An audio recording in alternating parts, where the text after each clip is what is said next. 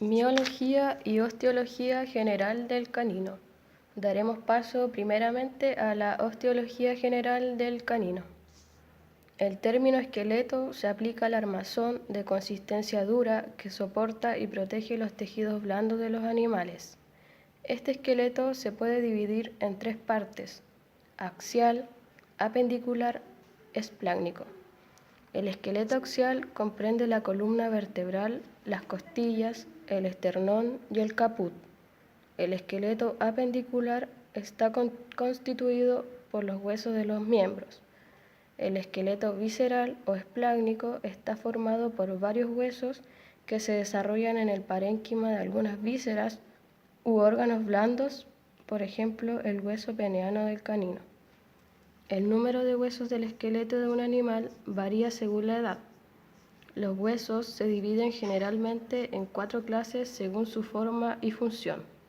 Huesos largos, típicamente elongados, de forma cilíndrica y con sus extremidades ensanchadas. Se encuentran en los miembros, donde actúan como columnas de soporte y de palanca. La parte cilíndrica, llamada cuerpo, es tubular y comprende la cavidad medular que contiene la médula ósea. Los huesos planos, en estos huesos predominan 2 dimensiones. Presentan zonas suficientes para la inserción de músculos y protegen los órganos que cubren, por ejemplo, la escápula. Los huesos cortos. Los huesos cortos, tales como el tarso y el carpo, presentan unas dimensiones similares en longitud, anchura y grosor. Su principal función consiste en amortiguar los choques. Los huesos irregulares.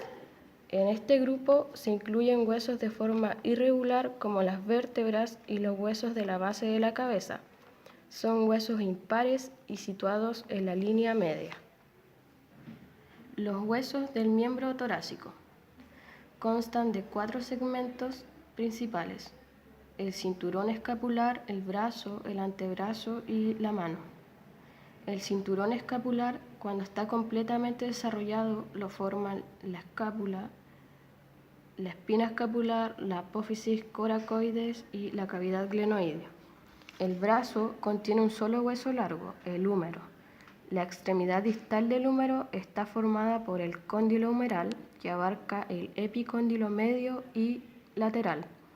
El capítulo humeral es una superficie articular lateral pequeña de extremo distal que se articula con la cabeza del radio.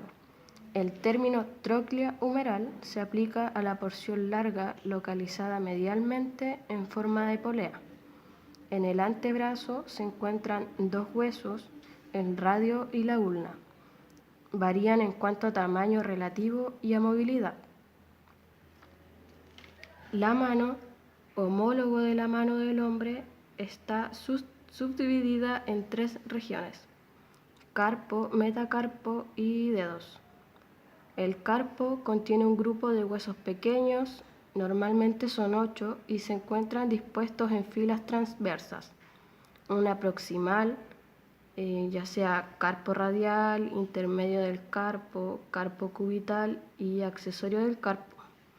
Y una fila distal, que lo compone el trapecio, el trapezoide grande y ganchoso. Más a distal están los metacarpos. Contienen normalmente 5 huesos metacarpianos, 1 para cada dedo. Se trata de huesos largos que se designan numéricamente desde el lado radial al cubital. Y los dedos, que son típicamente 5. El esqueleto de un dedo completamente desarrollado consta de 3 falanges y de algunos huesos sesamoideos. Miología del canino. Las células musculares de los organismos multicelulares poseen propiedades contráctiles y conductivas. Su disposición hace que se les llame fibras en vez de células. Los tejidos musculares se clasifican morfológica y funcionalmente como lisos, cardíacos o esqueléticos.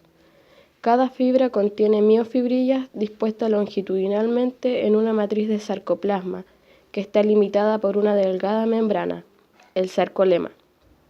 Alrededor de cada fibra externa al sarcolema hay una delgada capa de tejido conectivo, el endostio. Cada haz de fibra, fascículo, está rodeada por una mayor cantidad de tejido conectivo, el periósteo. La capa externa alrededor de todo el músculo se denomina epimicio. Las membranas de tejido conectivo que separan unos músculos de otros o que les mantienen en posición se les llama fascia.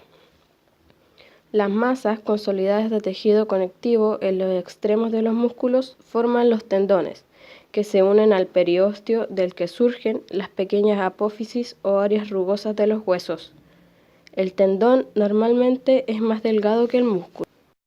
Otros músculos rodean las aberturas naturales, como los esfínteres. Están dispuestos como paredes de tubos o cavidades para actuar como constrictores.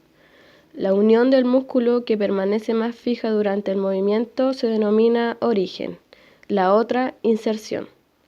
En las extremidades, la unión proximal es el origen y la distal la inserción.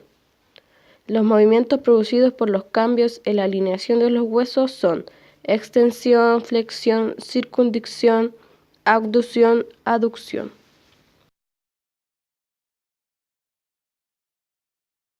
Músculos del miembro torácico.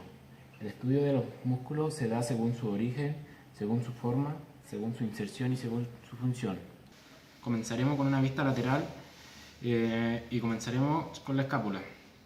La escápula consta de dos músculos, el supraespinoso y el infraespinoso. El supraespinoso tiene su origen en la fosa supraespinosa y su inserción en el tubérculo mayor del húmero. El músculo infraespinoso tiene su origen en la fosa infraespinosa y su inserción en el tubérculo mayor del húmero.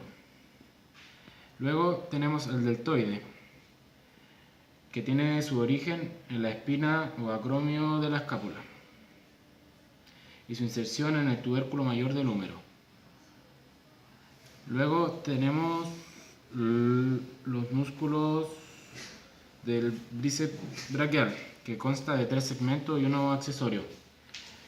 Tenemos el tríceps lateral, que tiene su origen en la línea tricipital del húmero y su inserción en el olecrano. Luego tenemos el tríceps largo, que tiene su origen en el borde caudal de la escápula y tiene su inserción también en el olecrano. Extensores del carpo. El primer músculo es el músculo extensor carpo radial, que tiene su origen en la cresta subcondilar lateral epicóndilo del húmero y su inserción es en la tuberosidad y área dorsal del segundo y tercero metacarpiano. Luego tenemos el músculo extensor digital común, que tiene su origen en el epicóndilo lateral del húmero y su inserción es en el proceso extensor de la falange. Está distal de los dígitos 2 y 4. Luego tenemos el músculo extensor digital lateral, que tiene su origen en el epicóndilo lateral del húmero y tiene su inserción en el extremo proximal de toda la falange. Luego tenemos el músculo carpo ulnar, que tiene también su origen en el epicóndilo lateral del húmero y tiene su inserción en el área lateral y proximal de los metacarpianos en el quinto y en el carpo accesorio. Desde una vista medial tenemos el músculo subescapular, que es el músculo que se aloja en la fosa subescapular. Tiene su origen obvio en la fosa subescapular, su inserción en el túber mayor del húmero y su función es el abductor. Aquí, siguiendo con los tríceps, tenemos el tríceps cabeza medial, que tiene su origen en la cabeza medial del húmero y su inserción en el olecrano. Luego tenemos el tríceps accesorio, que tiene su origen en el cuello del húmero y tiene su inserción en el olecrano y tiene como función flexión y extensión. Luego tenemos el músculo bíceps, que tiene su origen en la tuberosidad glenoidea de la escápula y inserta en la tuberosidad del radio cúbito, que sería por acá.